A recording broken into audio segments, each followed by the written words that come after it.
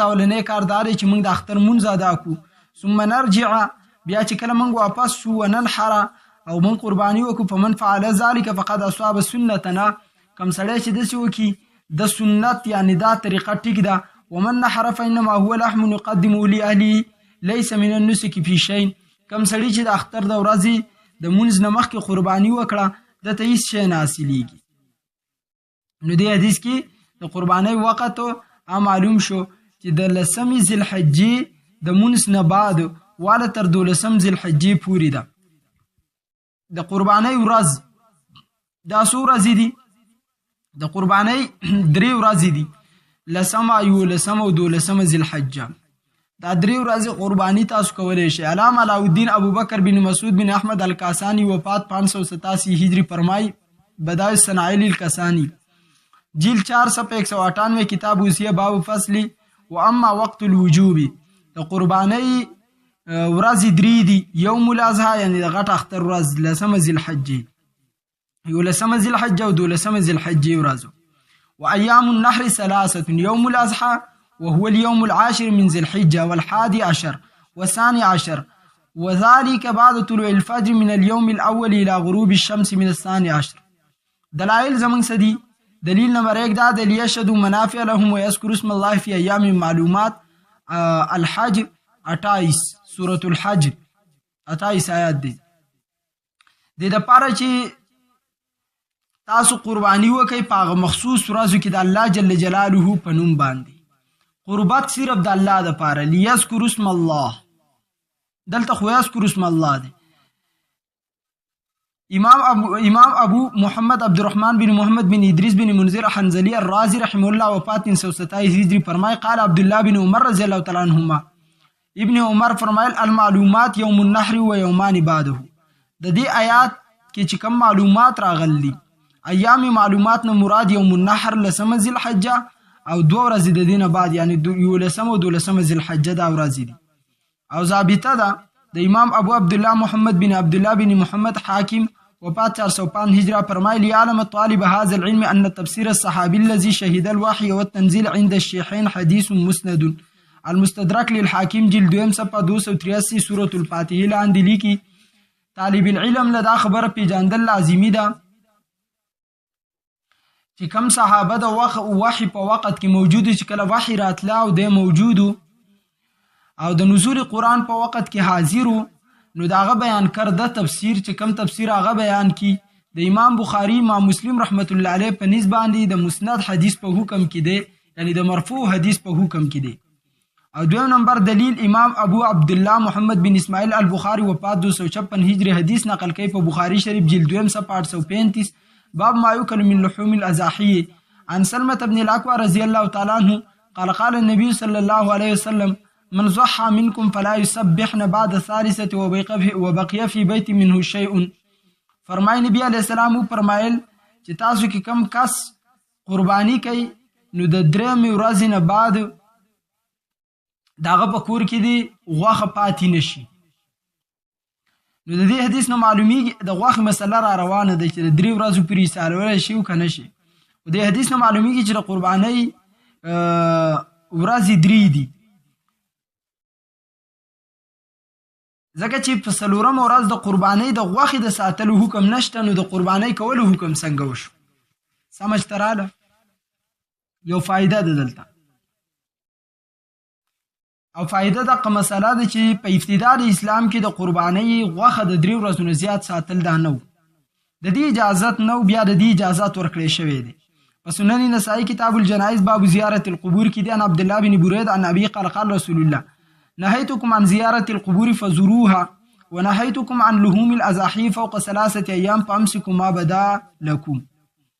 عبد الله بن برید د خپل پلار بریده رضی الله تعالی عنہ نه روایت کې بریده نه چې رسول الله علیه السلام او فرمایل ما تاسو د قبرونو د زیارت نه منع کړی وی لیکن اوس درته اجازه در کوم چې زیارت کوئ. دغه شان ما تاسو د قربانۍ د غوښې د 3 ورځو زیاتې نه چې د 3 ورځو نه زیاتې مګ دی په کور کې دی نه منع کړی وی، اوس اجازت در کومه چې تاسو خوړی شئ ځان سره جمع کولی شئ. دلته مې یو بله مسله ذهن ته راله، قبرونه د قبرونو د زیارت مسله د په دې حدیث کې نو اسی پکې ابتداءً ذکر کوم بیا کېدای شي مقام علاوه نشي دې په باره کې د یاد ساتئ چې یو د څلو قبرونو ته تللی دي نو تللی شي دا عموماً د دې وجې نه شوی چې په ابتدا د اسلام کې نوي چې خلک مسلمانان شي که نو هغه عادت بدلول ولا پکاري مخکې به خلک قبرونو ته تلو نو د عادت یې ولا بدلاو نو منع یې وکړه اوس هم که چېرته داسې حالت پیښ شي چې مثال په طور په عدیرو کې شرکیات شروع کیږي نو علماو له پکار دي چې هغه خلک د عدیرو نه منع کړي د مقبرو نه بیا خصوصي طور د ښځو په باره کې نن سبا هم د بعضو علماو په کتابونو کې لاره دا لیکلی شوې ده چې دوی قبرونو ته پرې نه ښودی شي مهمه وجه دا ده چې ښځې قبرونو ته ځي نو هغه هلته هغه عادتونه بیا هم کوي نوحه کوي چغې هلته وایي فریادونه کوي نو داسې قسمه ښځو ته اوس هم د قبرونو د تلو اجازت نشته سپینه مسله ته بیانوم او چې کمې ښځې نه وای نو هغوی ته اجازت شته خو زیات تله نه دي پکار چېرته بعضې نیم ټیم کې دواله تله پکار دی نور کور کې ولا ایصال و ثواب پکار دی نفل کول خیرات پسې کول دا پکار دی او یو بله مسله پکې دا ده چې دا قبرونه د دې زیارتو نو چې زیارت کې نو قبرونه ورانېدل دا پکار دي که نه دي نو قبرونه ورانول پکار دي دا زموږ په دې علاقو کې خلک قبرونه نه ورانوي مقبره یې وباسي یې ایسته ځای هم ونیسي دلته داسې یو مقبرې موږ ته معلومې دي چې په هغې باندې 100 کالونه زیات تیر شوي اور د قبرونو پته نه لګي او بیا هم خلک په هغه ځین نوی قبر نه وباسي او نه هغه ورانوي په کار دا چې دا ځګینه دوباره نوي کړی شي تجدید د دې وکړی شي تجدید د دغه قبرونو کول پکار دي نو دا پکار چې کومو علاقو کې چې مشران پرې راپاسي په څه مسایلو باندې د دې وخت مطابق مثال زه دا ووایم چې سره زر 5.5 لکه روپۍ د هغې قیمت دی نو اوس باچاخیل مولا چې نکاح کوي هسې مثال دله درکمه او په ده 2 تولې وتړي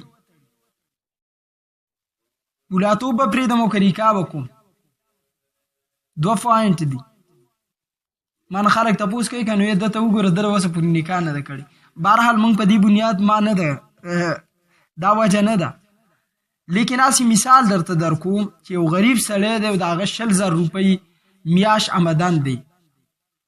او دا انسان نکاح کوي نو په 5,500 روپۍ چې دته 2 تولې سونه وتړلی شي 11 لکه روپۍ شو دا به له کم طرفه پوره کوي فکار دا دی چې د کلو خلک راپاسي او هغوی د دې سرو په ځای باندې دا مهر کې خو سره لازم نه دي فرض نه دي یو بل شیز ورکړي 1 لک روپۍ مهر کې دي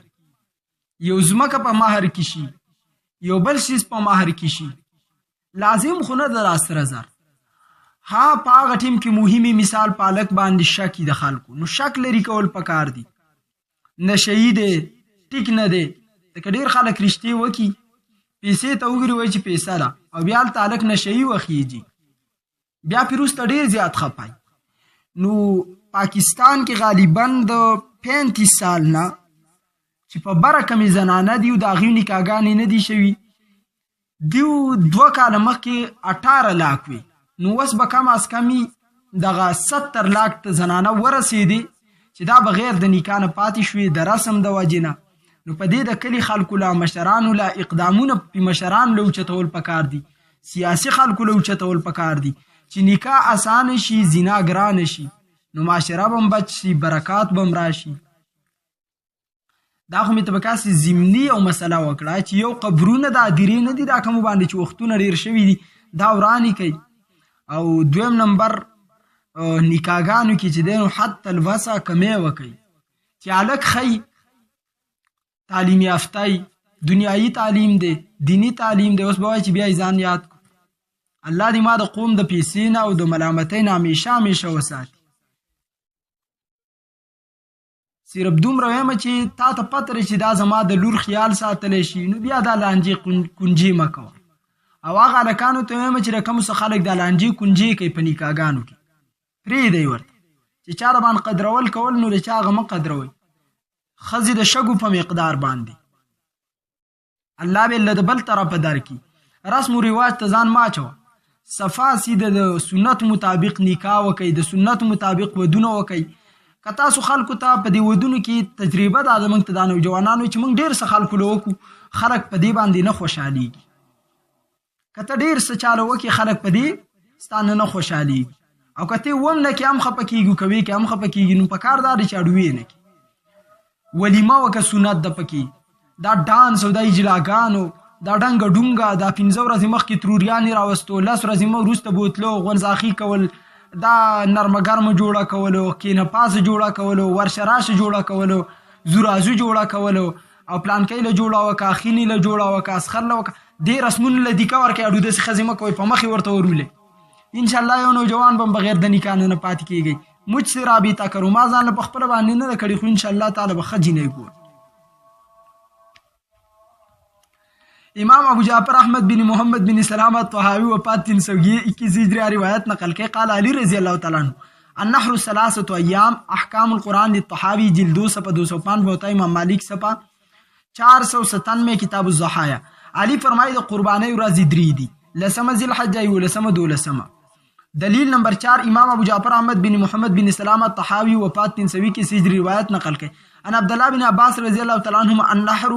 یومان بعد یوم النحر وابذلها یوم النحر بهتر دا چې تاسو د غټ اختر اولنۍ ورځ قرباني وکړئ خو که په دې ونه کوئ نو په دویم او درېیمه باندې قرباني کیږي ټیک ده احکام القرآن الطحاوی جلد 205 الحدیث حضرات وایي چې د قربانۍ ورځې څلور دي لسمه یولسمه دولسمه دیارلسمه ذی الحجه مولوی مبشر احمد ربانی غیر مقلد وایي قربانی کا وقت نماز عید کے بعد شروع ہوتا ہے اور 30 ذی الحجہ کو غروب آفتاب تک رہتا ہے آپ کے مسائل کا حل جلد 4 صفحہ 316 دا دیو موقف دے خدا د عام غیر مقلدین د دیو جید علما چې دی هغه زمونږ سدي په دې مسله کې لکه زبیر علیزی غیر مقلد په خپل لیکي په شمار الحدیث شمار نمبر 44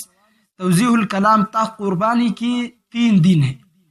نو عام غیر مقلدین پکې د سلور ورځې دي او سبا کې زمنګ سي دي چې جید علما دي په حب تعرض علی حدیث کې لیکي عبدالستار حماد غیر مقلد چې قربانی سلور ورځې دي او چې کم خلک دا مسله کې چې قربانی سلور ورځې دي دا غلط ثابت کړل په خپل باندې دی عالم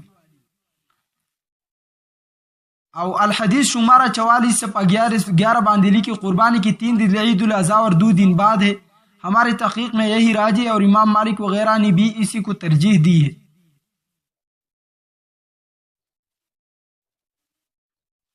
دا دومره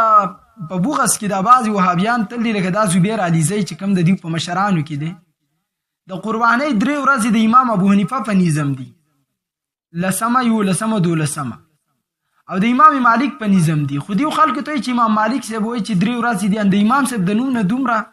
لري ځان ساتي او حسد فضله کې ساتي یار امام ابو بکر احمد بن حسین بن علی بن موسی البیهقی وفات 458 ہجری هغه روایت نقل کړه سنن الکبرى للبیهقی باب من قال الاضحی جائز یوم النحر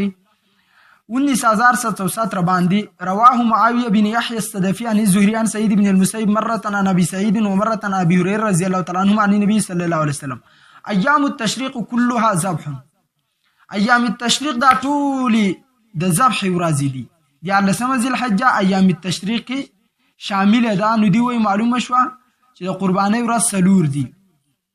نمبر 1 جواب دا اور چې دا حدیث موضوع ہے امام محمد بن عبدالرحمن بن محمد بن ادریس الرازی رحمه الله وفات 327 ہجری طریق نقل کی معاویہ بن یحیی الصدفی عن زهری عن سعید بن المسیب عن ابي سعید الخدری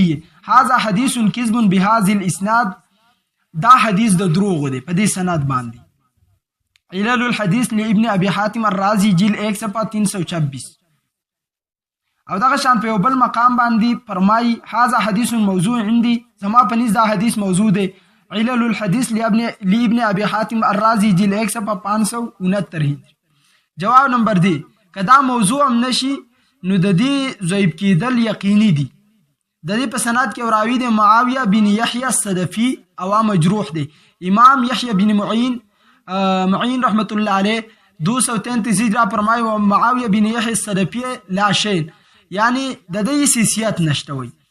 او امام ابو زرع الرازی فرمایي 264 هجری وفات دی. لیس بقوی، دا حدیث قوی نه دی، یعنی دا راوی قوی نه دی. امام ابو محمد عبدالرحمن بن محمد بن ادریس ابن ابي حاتم الرازی 327 هجری وفات دی. فرمایي احادیث كلها مقلوبه،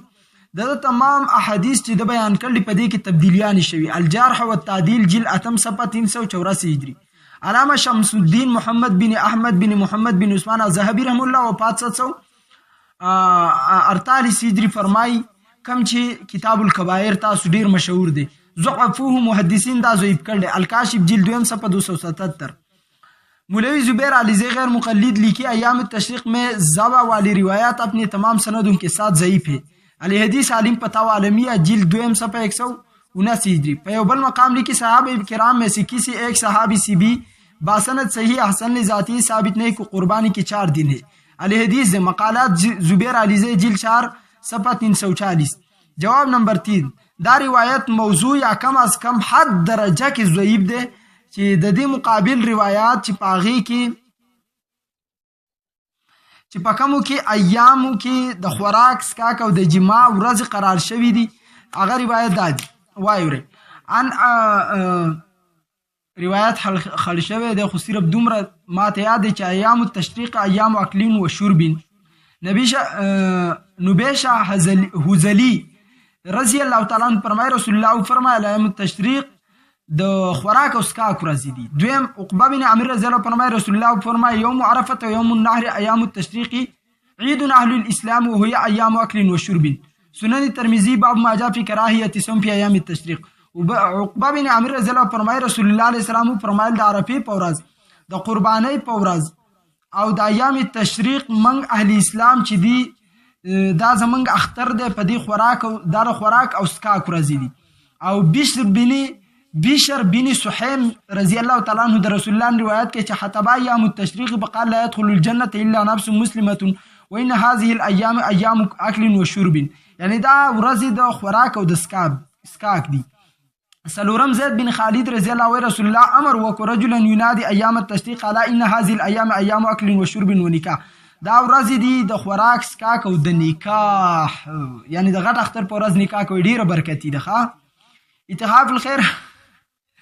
پلارانو ته واروي چې د غټ اختر په ورځ باندې یوازې خوراک سکاک نه دی، حدیث مبارک کې ورسه نکاح لفظ هم راغل دی.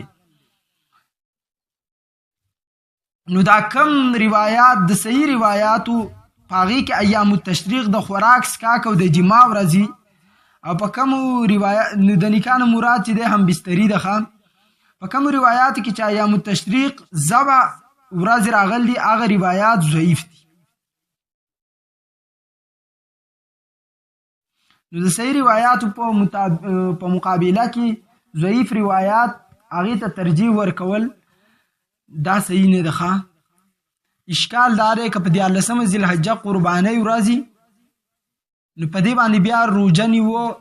ولې جایز نه دي؟ روژه په منې سي هغې خو روژه نیوه جایز دي که نه؟